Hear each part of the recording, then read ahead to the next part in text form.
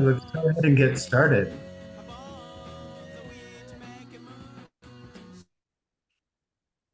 Good afternoon, everyone, and thanks for joining us today. My name is Andrew Schneider, and I'm the Senior Director of Government Affairs at Arts Alliance Illinois. Next slide. For those of you who are not familiar with the Alliance, our mission is to build the creative sector's power through advocacy, policy change, and connection to resources to improve the quality of life in communities statewide. Our growing network includes over 25,000 individuals who participate in our advocacy work and receive public funding navigation support. Together, we have helped generate nearly $300 million in new funding for arts and culture over the past 5 years. Our work also includes creative sector support and research. And we have a special advocacy focus on arts education, which has brought us all together today to hear from our guest speakers. We will be joined today by Nicole Upton, the Executive Director of Ingenuity, César Torruella, the Executive Director of Arts Education for Chicago Public Schools, and Amanda Karhuse, who is the Assistant Executive Director for Policy and Advocacy with the National Association for Music Education. And Amanda, you might have to correct me because I feel like I say your title different every single time I see you, but you really hold up the world in our eyes. Before we get started with our guest speakers, I wanted to share a couple of updates and some resources from the Alliance. Over the course of this year, all 3 federal cultural agencies, the IMLS, the National Endowment for the Humanities, and the National Endowment for the Arts, have been attacked and dismantled to a critical degree. And this is despite the overall small scale of their cost to taxpayers and their remarkable returns on investment. I'm not going to go into depth today, but given the numerous complex issues at hand, we have created a website to keep people up to date. That's artsalliance.org/advocacy/federal.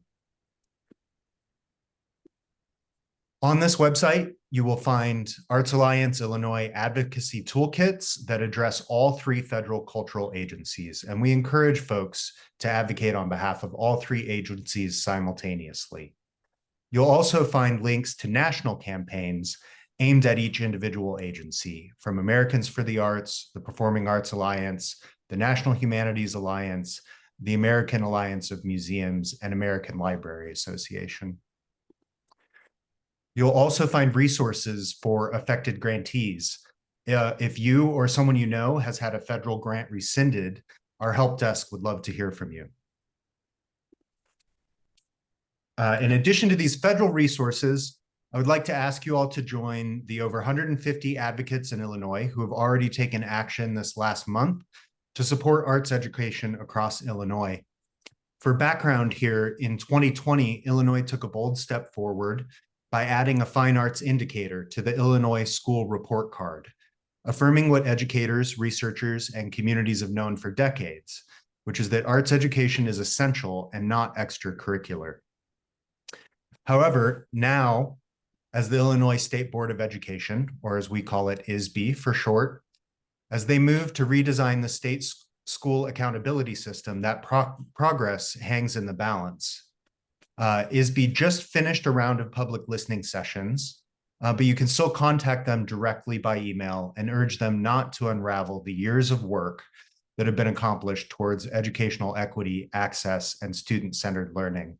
We're asking them to keep arts in the equation for school accountability. So with that, those are the updates from me here at the Alliance. If you have questions for me or for any of our speakers, the Q&A function will be open for you throughout the webinar, and we will get to as many of those questions as we can at the end of the hour. And with that, it's my pleasure to turn over the floor to our first guest, Nicole Upton. Hi, thanks, Andrew. Thanks, everyone, for being here. My name is Nicole Upton. I'm the executive director at Ingenuity in Chicago. And at Ingenuity, our mission is to ensure that every child in every grade in every Chicago public schools has access to the arts as part of a well-rounded education. Our work is also to support the sector in accomplishing arts education equity. We believe that the kind of large-scale change that's required to accomplish arts education equity in CPS and certainly beyond can really only come from really strategic cross-sector coordination of Chicago's arts education ecosystem rather than these isolated interventions of individual organizations. Ingenuity aims to provide that infrastructure for successful collaboration and effective decision making between all those parties, CPS administration, schools, arts partner organizations, arts educators, funders, and philanthropy, and others. So prior to Ingenuity, that kind of vital coordination really didn't exist. Ingenuity's core work and strategies are rooted in shared measurement. Ingenuity supports the collection of and gathering of data and use of that data to promote accountability, learning, and continuous improvement. We champion the activation of alignment of the sector through the data to support the development of policy goals and identify ways to achieve them. And ultimately, we also help to align sufficient funding to support the shared vision of arts education equity in Chicago public schools. So that's just a very high level snapshot of our work, especially on the data side. Now, if we go to the next slide, I'm going to just take you back in time for a very mini and quick history lesson that led us to today and some of what you're going to be hearing about in particular from César. But back in 2012, the City of Chicago and the Department of Cultural Affairs and Special Events led the creation of the first citywide cultural plan in 25 years at the time. And in town hall sessions, Chicagoans called for more arts education across the board in Chicago public schools. And at that time, Ingenuity and other community leaders and arts partner organizations helped CPS create the first ever arts education plan.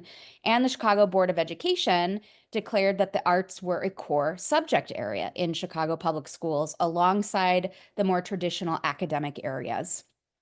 So when we look at the goals of the arts education plan, there were 6 goals in the plan. And some of them were kind of ongoing just by nature, and many of them have been fully implemented at various points over the last, 10 plus years. The first goal was all about district arts policy. So this included things like making the arts a core subject, as I mentioned, recommending actual minutes of instruction, and expanding the number of recognized art forms, in particular, expanding opportunities for dance and theater, and also working towards an improved arts teacher staffing ratio. That was all kind of housed in goal 1. The second goal was about the quality of instruction. It recommended aligning arts curriculum to Common Core state standards in math and literacy, and also curricular scopes and sequences. The third goal highlighted the importance of building capacity for the arts in schools and in the wider arts education community. So that meant offering consistent professional development for all of those groups. And importantly, there was a recommendation there for something called the Creative Schools Certification as a planning tool. And I'll talk about that very briefly in a moment. The fourth goal was all about partnerships. The plan outlined the need and the value for arts partners within the district, and in particular, really getting better at matching partners to schools and schools' needs. And then the fifth goal was really where Ingenuity kind of stepped in to really take a big step in helping the district.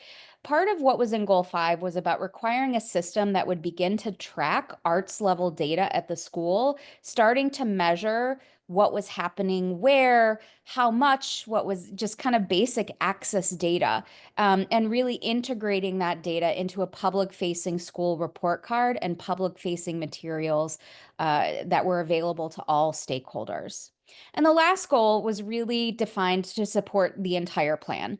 It called for schools to set a budget in the arts, for a district fund for materials and resources, and also an external expansion fund for arts partnership programs that eventually became the Creative Schools Fund that Ingenuity operates and manages.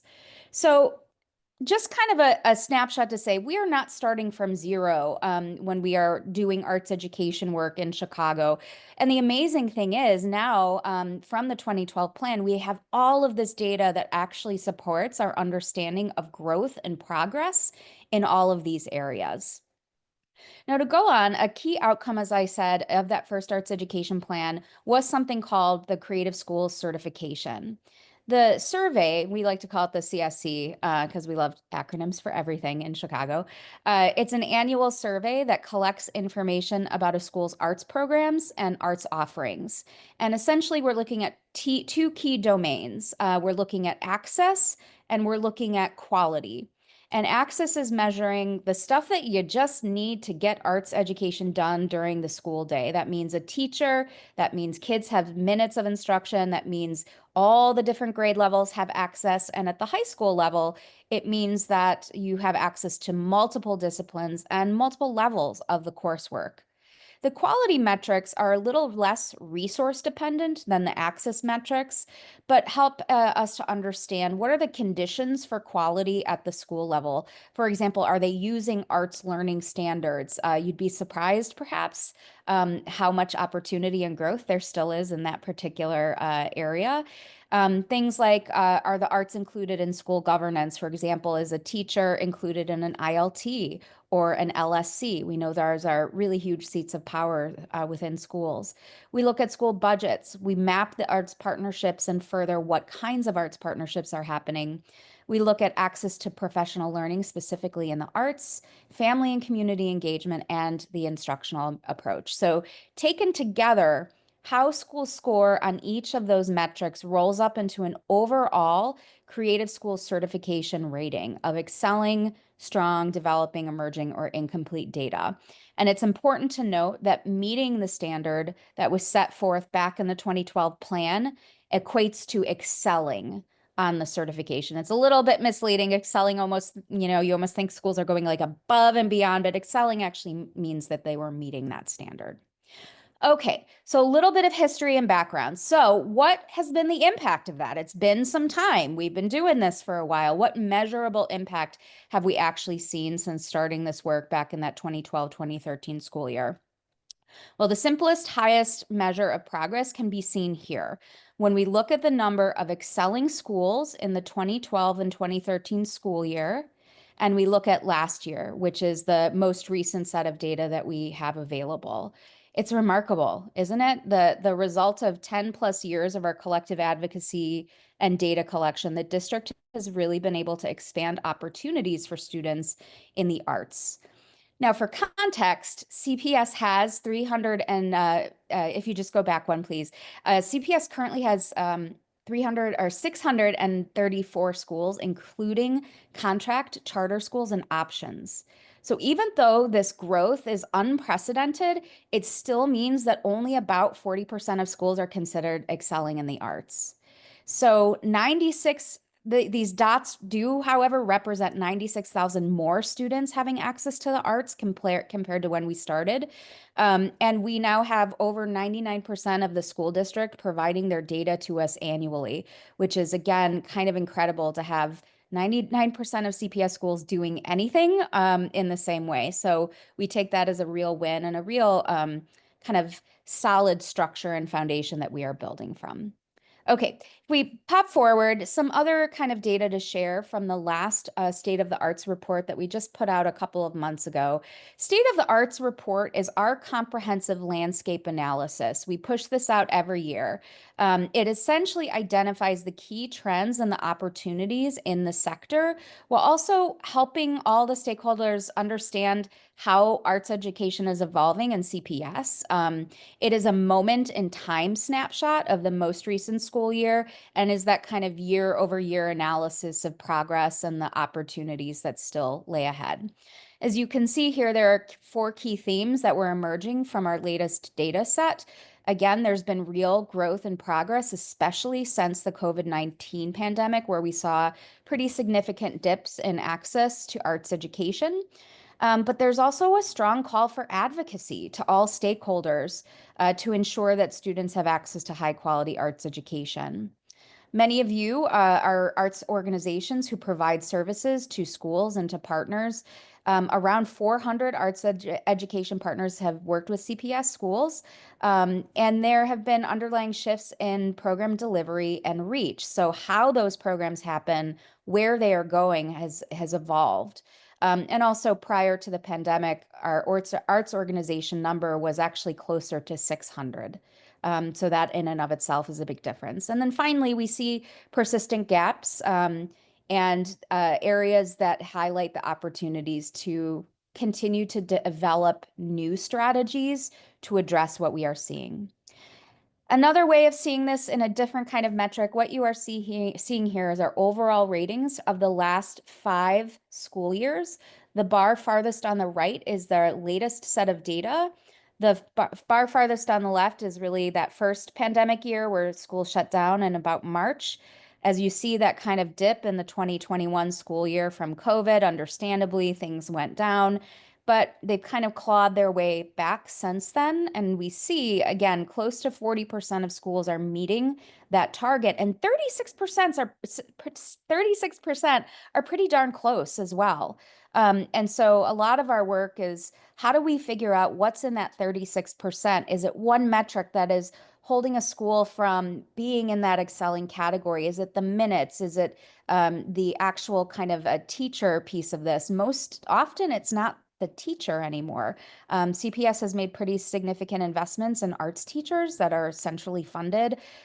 So some of this is a little bit beyond just having the teacher in the classroom, but we still have a far way to go.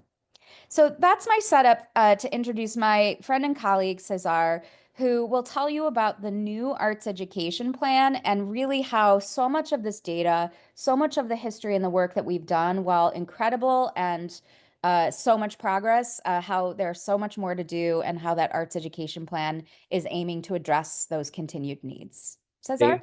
Thank you, Nicole. Hi, everyone. Always grateful to have you all and grateful for our partnership with Arts Alliance and Ingenuity.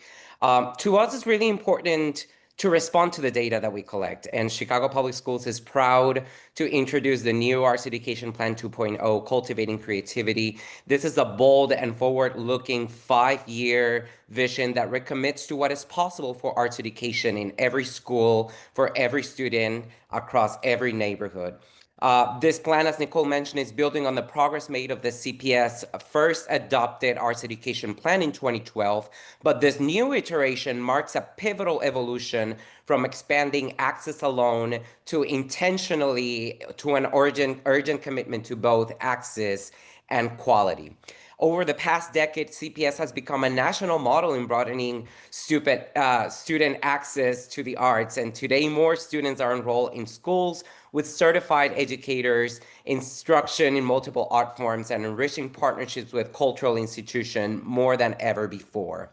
The CPS Arts Education Plan 2.0 was made possible through the collective will and hard work of many stakeholders of arts education. This is including parents, students, teachers, principals, the Department of Arts Education in Central Office in Chicago Public Schools, our partners at Ingenuity, our more than 750 art partners and local foundations. And this process really engaged thousands and thousands of stakeholders to ensure that the plan reflects the real needs, challenges, and aspirations of students, educators, families, and community partners. This approach is guided by a simple but very powerful thesis, and that is that true equity in arts education requires that both access and quality be prioritized. Access alone does not ensure that students receive enriching, transformative experiences, just as quality without access creates exclusivity. Access without quality risks superficial engagement.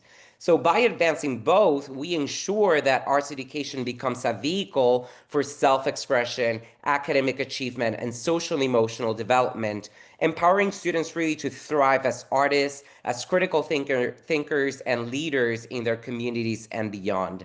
A key shift in this plan is the recognition that what CPS has historically labeled as quality within the creative school certification has in practice been more accurately tied to access, focusing on inputs like staffing, minutes of instruction, and access to materials. This plan separates those two access conditions from the core of instruction and sets forth a clear framework to measure and support high quality through 5 foundational levers: comprehensive arts curriculum, instructional approaches, professional learning, arts partnerships, and strengthening data systems. So for the first time, as Nicole mentioned, we have a 99% completion of the 2023 and 24 Creative Schools Survey. So now we really hold a clear and detailed picture on where the arts are thriving and where schools need targeted support to meet our shared standards. This plan, as I mentioned, marks a necessary shift by establishing a system-wide foundation for defining and measuring the true quality of arts education. In Goal 1, priority areas 1.1 through 1.6 continue to address the foundational access conditions, ensuring that every student has the opportunity to learn in a well-resourced, appropriately staffed, and structurally supported environment.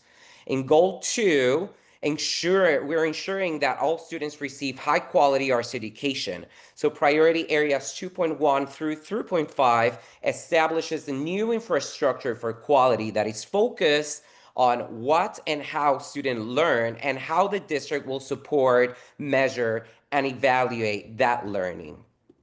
If we can skip to the next slide, in Goal 1, we envision a district that 100% of our students attend schools that are meeting or exceeding the standards for access as defined in the Creative School Certification. And in this future state, every school is staffed with certified educators across multiple disciplines, and all students receive the minimum recommended instructional minutes in the arts.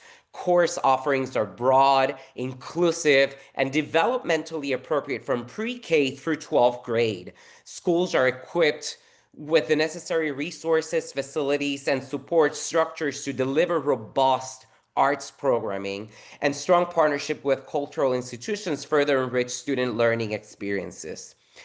In Goal 2, we envision every CPS school where high quality arts education is a core component of student learning. And so to realize this vision, we will support a developmentally aligned instructional approach that delivers coherence, high quality arts learning from pre-K through 12th grade. And this approach honors the natural progression of students' artistic, cognitive, and social emotional development of every student, while remaining responsive to the school level choice, staffing structure, and community context. Quality in Chicago Public Schools and arts education will now be defined through 5 priority areas. If we can move to the next slide, please. Comprehensive arts curriculum that is culturally responsive, standards aligned, and developmentally appropriate, that captures the student mastery of the Illinois art learning standards and artistic processes across multiple disciplines. Instructional approaches that reflect best practices and foster creativity, inquiry, and critical thinking in all subject areas. Professional learning that equips our CPS educators, teaching artists, and art partners to refine their crafts and remain connected to a community of practice, and including our arts partnerships that are aligned to student learning goals and elevate that instructional depth. And finally, strengthening our data system. We want to provide that these systems provide insight into what the teaching and learning are at scale in CPS. On our next slide, and finally, finalizing our conversation about the CPS Arts Education Plan, here is our vision. And in this vision, what we are saying is we want students to learn through the arts. Our goal, per se, is to create better Chicagoans, better Illinois, better civic leaders for Illinois. So we want every student in CPS to experience equitable, rigorous, and joyful arts learning that cultivates their creativity, their curiosity, their empathy, and confident self-expression through bold artistic practice and deep personal exploration. Our students will become critical thinkers, imaginative problem solvers, and will be engaged citizens ready to thrive in a dynamic world. With that being said, I would love to pass it now to Amanda to talk about what are some of the federal implications for funding in arts education. Thank you, César. I'll jump in and just say it's been a real treat to partner with Ingenuity and with you, César, and to see this plan come together. And it's incredibly inspiring work. I hope for those of you who are joining us from around the state, that inspires you to think about what's possible locally. We at the Alliance believe it is possible for every community in Illinois. And the folks who are here on this Zoom know how much work it is. But we're all here to support. So please be in touch with us if we can help you in your local school district. And with that, now we get to the meat of today's conversation, and I will turn it over to you, Amanda, to enlighten us on the federal situation. Great. Thanks, Andrew. Thanks for having me here today. So as Andrew mentioned at the beginning of the presentation, I'm Amanda Karhuse. I'm the Assistant Executive Director for Advocacy and Public Policy at NAfME. And I also have the pleasure of serving as the lead lobbyist for the Arts Education Alliance. And this is a new strategic partnership between the national organizations representing dance, media arts, music, theater, and visual arts educators. And our purpose really is to amplify the value of arts education through joint advocacy work.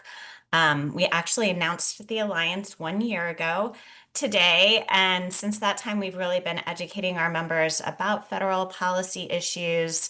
In collaboration with the NAM Foundation, we do an annual survey every year to see how they are able to use federal funds to support their programs and what are the funding sources for their arts programs. We're supporting some federal legislation to support increased participation and access to arts education and to train arts educators to work more with students with disabilities.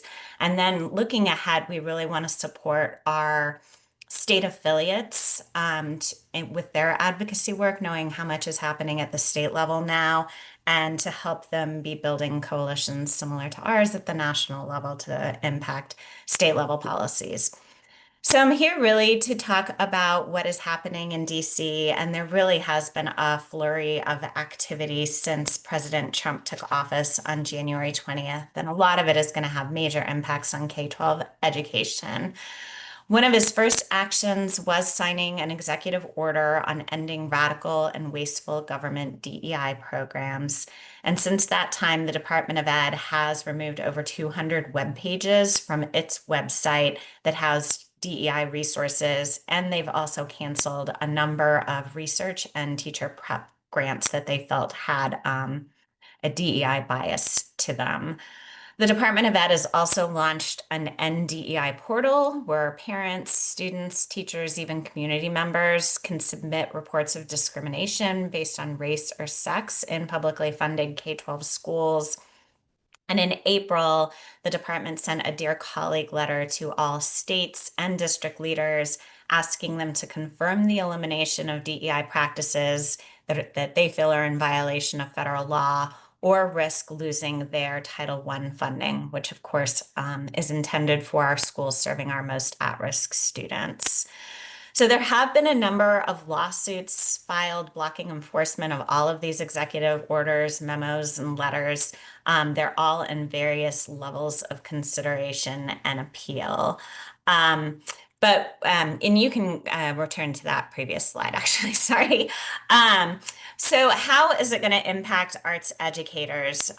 We have a couple of sources where we've sort of seen these trends already in states that had previously passed what are called divisive concepts laws. NAfME released a report back in 2023 and did a follow-up survey last year just to see how these policies were impacting music educators. And we found at the time that they were causing teachers to limit their curriculum and pedagogical methods, particularly as it related to Black musicians, and that the policies were having a negative impact on teachers. It was making it more difficult for them to teach, was increasing their stress and burnout, and it was impacting the overall climate within the school. And then this is of real interest to my organization. Our president is very focused on teacher recruitment and retention among music educators, but we found that 1 in 5 of our respondents said that they were discouraging young people from becoming teachers due to the current climate. And this was a year ago. So I'm really interested to see how those results may change. The Educational Theater Association, whom we partner with, also surveys their members. And they found in 2024 that 63% of their respondents said that censorship and state legislation was somewhat influencing their show selections. 78 respondents also said that they had received pressure from their administration, from parents, or the community to reconsider some of their selected materials, and that 22% of them were forced to change titles because of that pressure. So outside of the Department of Ed, our members are also really concerned about the NEA grant cancellations that many organizations received back in May. The letters that were sent by the agency said that they were updating their grant-making policy priorities to focus funding on projects that reflect the nation's rich artistic heritage and creativity as prioritized by the president. Many organizations have filed appeals, and I think this was on one of Andrew's slides, but the Americans for the Arts has also launched a campaign to protect the NEA. That announcement came very quickly after we saw similar grant cancellations at the Institute of Museum and Library Services and also at the National Endowment for the Humanities. And the NEH had also a huge reduction in staff. About 70% of its staff was let go. We have not seen that same reduction in staff at the NEA. So far, there's been a lot of positions that just haven't been filled when people have left, and a number of senior staff have taken an early retirement, but we're not seeing the same reduction in force that we have in some of the offices at the Department of Ed or at the NEH. And then I'll just mention really quickly another move that really shocked the arts community, and especially those of us who live in the DC area, was that President Trump replaced the entire bipartisan board of the Kennedy Center, who then elected him chairman of the Performing Arts Center. And he has this authority because the Kennedy Center was established by Congress as part of the National Cultural Center Act back in 1955.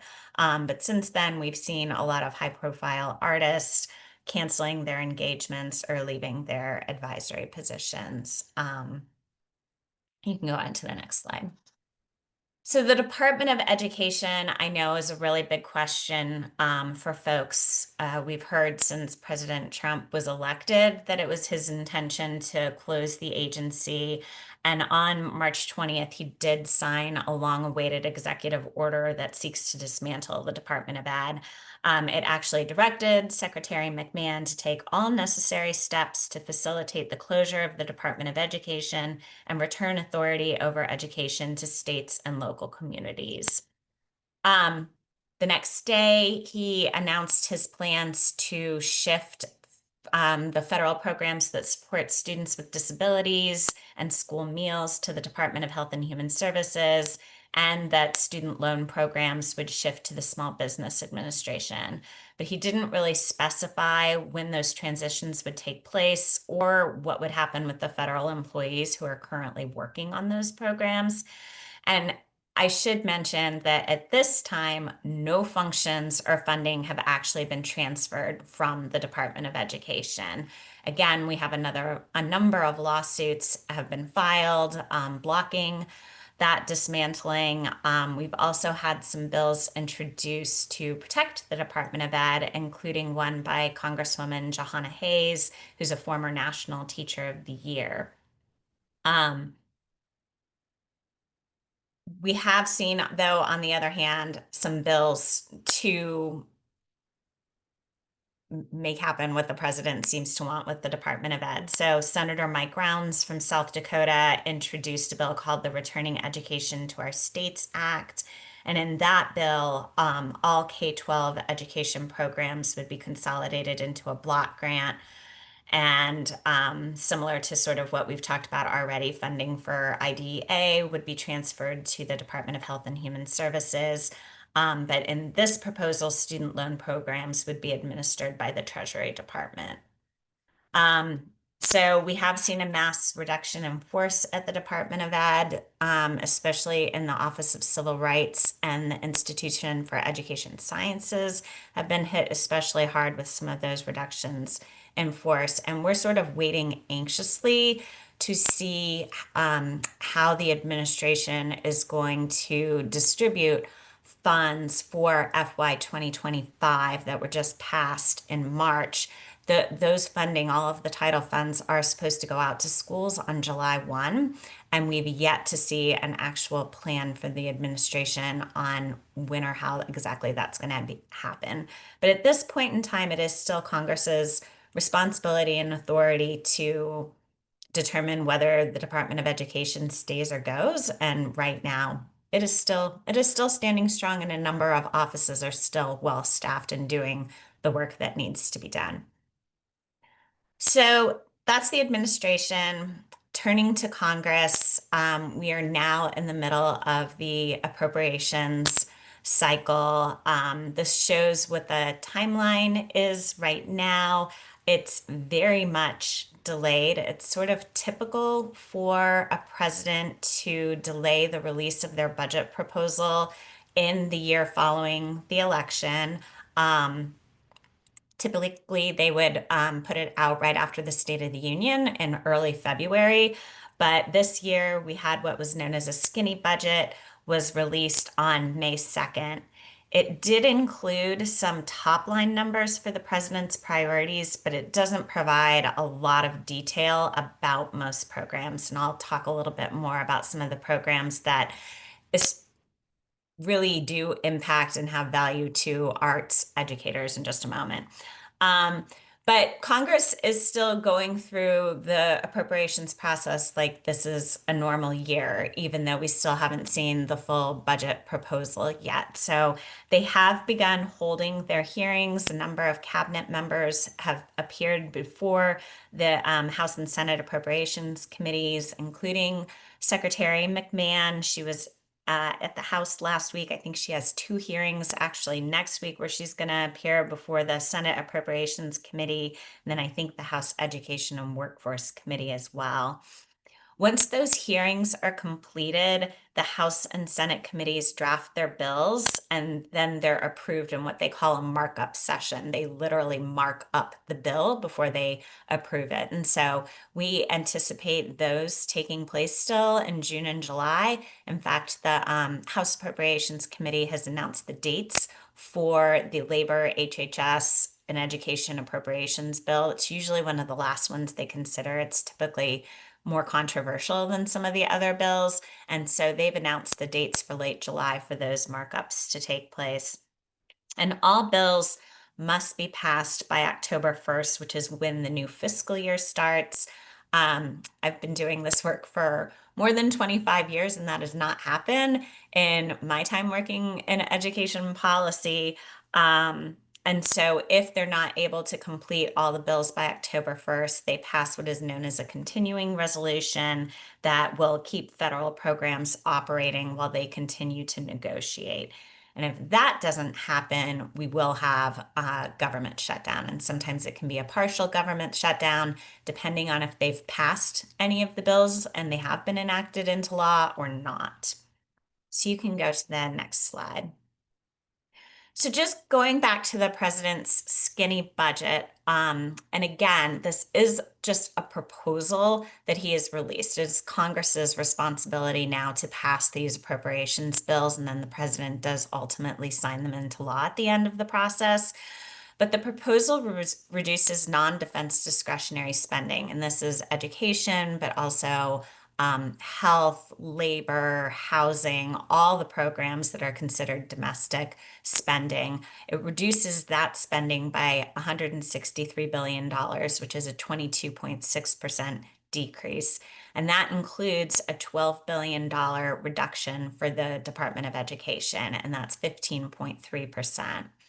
So this slide shows how some of our priority programs fared in FY 2025 and in the president's budget proposal. For FY 2025, because Congress delayed consideration of the bills, they passed a number of continuing resolutions. They didn't actually pass a final budget until March. And so it was essentially a year-long continuing resolution. That turned out to be sort of a blessing for many of the education programs that we feared might be cut. And so they were all level funded at their FY 2025 levels. So as you can see on this slide, really the only program we know about for sure within the Department of Ed is Title I. It would be level funded in the president's budget, but other K-12 programs are cut by more than $4.5 billion. The budget proposes creating a new K-12 simplified funding program that would consolidate 18 competitive and formula grants into a new $2 billion formula grant. And while we don't know the specifics, I think we can assume that Title II, which isn't on this chart but is of importance to arts educators, it's the funding for professional development, that Title II, Title IV-A, which is a block grant where a portion of that funding can be used to support a well-rounded education, and the Assistance for Arts Education program, I anticipate that they're all going to be included in that consolidated block grant. The budget states that this new approach will allow states and districts to focus on the core subjects, math, reading, science, and history, without the distractions of DEI and weaponization from the previous administration. And I will mention that in the past 4 or 5 months, I'm hearing a lot more of this language that reminds me of No Child Left Behind, pre-ESSA era language about core academic subjects, returning education to the basics, focusing only on reading, writing, and math.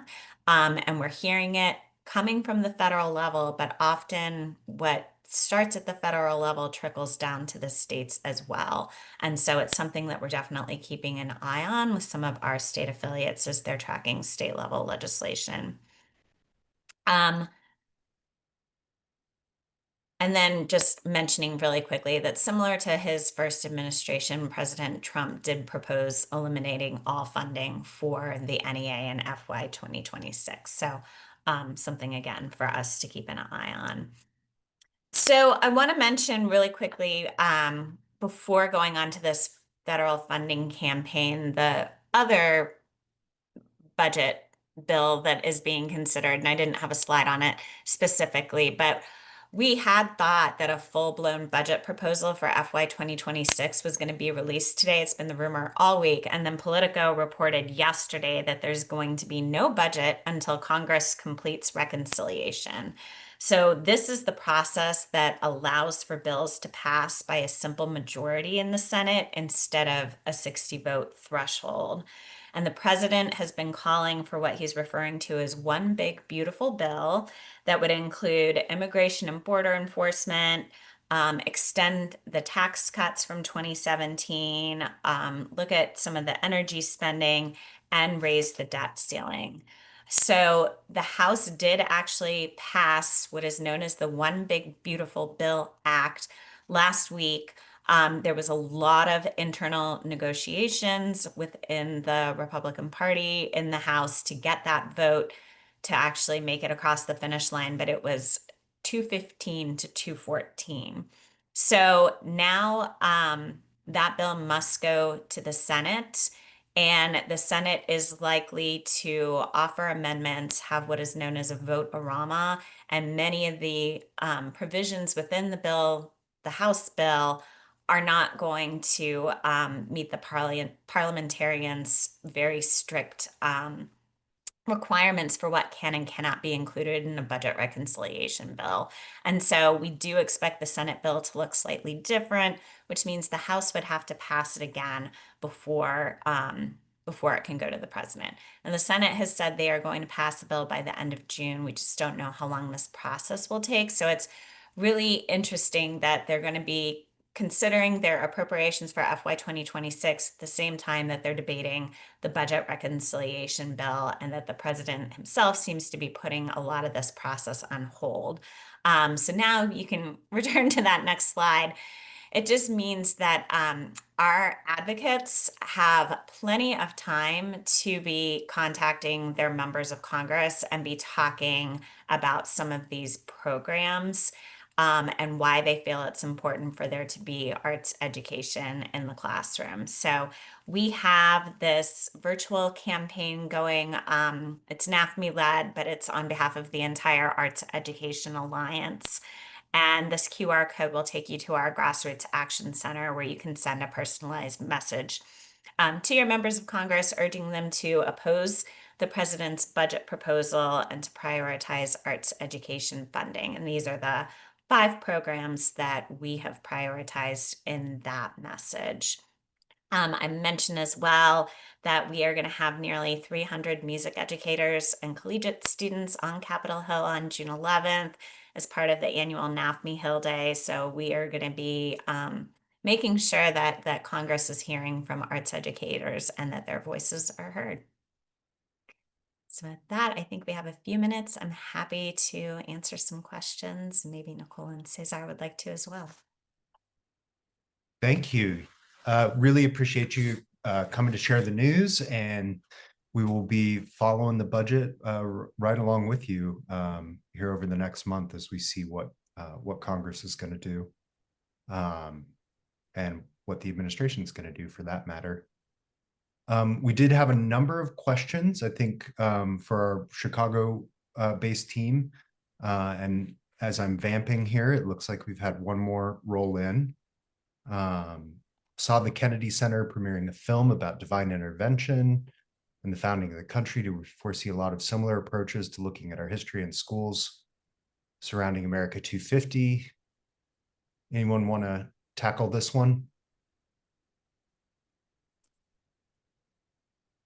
It's a great, I think we're all watching to see how this is going to unfold, right there with you, anonymous attendee. Yeah, he definitely has an interest in what kind of programming the 250th anniversary next year is a big priority for him. And I think a week from Saturday, we're also going to have a big military parade in DC. So the city is getting ready for that as well. So I think you're right that that's going to be something we're hearing about more often over the next year.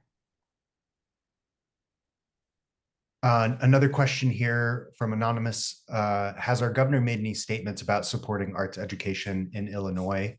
I could tackle this, and then if anyone else knows more, we had a great event called Capitol Day during Illinois Arts Week at the end of last month. Has it just been a month? So we had about 150 advocates there. The governor spoke in announcing the new poet laureate and celebrating the 60th anniversary of the Illinois Arts Council and the launch of the Illinois Creative Caucus, which is the state's first bipartisan, bicameral, arts supportive General Assembly caucus. And in his remarks, arts education and youth participation was a major thread that was woven all the way through, including the presentations from our friends at Illinois Humanities and the work of the poet laureate, both in schools and in communities with youth. So for those who are interested in tracking down records, the governor did put out his, there's a video of that address if you're interested. Nicole, César, you want to tackle this next question? I can start. Is there an arts director at ISB? No, there is not. Unfortunately, Illinois is probably one of the fewer states, that more states than you would think have an arts director, arts kind of curriculum coordinator at their state level education offices. Illinois is not one of them. One of the things that we have partnered with Arts Alliance on and our local, state-based arts education advocacy organizations is trying to get ISB to make a change there. We've been advocating for this for quite a long time, but we also think this is really important as it relates to anything arts education in the state, but also if we really want to have a sense of there was a question earlier about what initiatives are happening at the state level to understand the state of the arts. And, in order to kind of have some of those larger scale initiatives done, it's going to be a lot easier when you have somebody embedded within ISB whose sole purpose is arts education. So this is something we are encouraging our stakeholders to advocate for loudly. It is an important piece of the overall success of students having access to quality arts in Illinois. Yeah, perfect answer. And I'm just going to drop the link here again that has some of those resources about that specific request, that idea of a director at ISB. And I think I would have to track it down. I did put the list of all so there is an association for all of the state arts directors at their departments of education. We work really closely with them at the national level. But in Rhode Island, I think it was last year or the year before, they did pass some legislation around collecting more data on arts education, access and participation, but also to ensure that there is somebody at the Department of Ed who has that responsibility. I don't know that it'd be a full-time position, but they did get legislation passed to try and make that happen in Rhode Island. That's outstanding. Thanks. Well, I'll just make a last call for questions here. I want to thank you all again for joining us. We had over 100, close to 150 folks register, 158 registered to join us today. We will be posting the recording to this for those who registered, as well as access to the slide deck. So if there's a colleague or someone in your community who couldn't make it today, we encourage you to share this information with them. I also want to make a little bit of a plug. Oh, we had another question pop in. Trevor Nicholas asks, how is the private sector responding and supporting? Anyone want to weigh in on that? I have a clarifying question about which piece are we talking about? The arts education plan, just kind of overall the advocacy in general for arts education in Chicago and Illinois. As it relates to the arts education plan, private sector is a key partner in, I think, the overall success of any plan that a district like CPS will put out. As César and I talk about all the time with the plan, creating a plan is the easy part, right? The hard part is actually making it happen and making it happen in partnership with public and private sector together. We have a really strong model in Chicago for public-private partnership that was built on the first arts education plan. And we have every intention of making sure that that is sustained and continued with this new plan.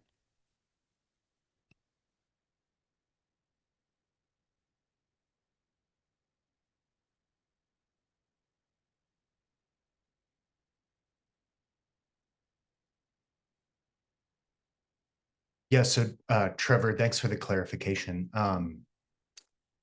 In terms of losing grants and some of these other federal challenges, we're beginning to see corporate philanthropy step in and try to make some of the Illinois-based arts nonprofits and individual artists who do that work whole so that programs can continue.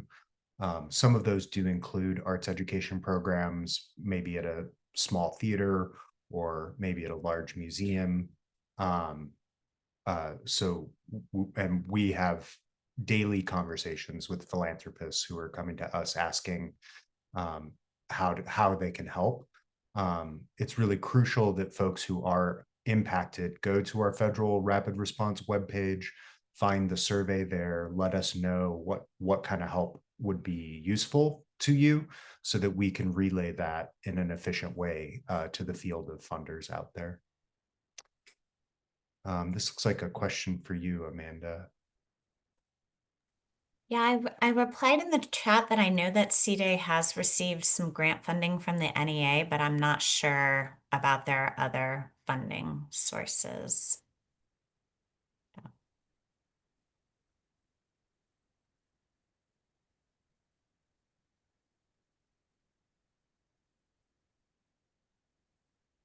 Well, we've got about 4 minutes left, and I'm going to go ahead and just do a little bit of wrap up keeping here. One is to say that the Alliance is a member supported organization, and our membership base is how we show people power to elected officials. So want to encourage you all to head over to our website and take out a membership. It's pay what you can. So although we do appreciate and put your donations to good use, membership does not require a payment to become a member and be counted. Also want to flag that our partners at Ingenuity are a nonprofit entity as well as NAfME. And so you can support your advocacy by supporting these organizations.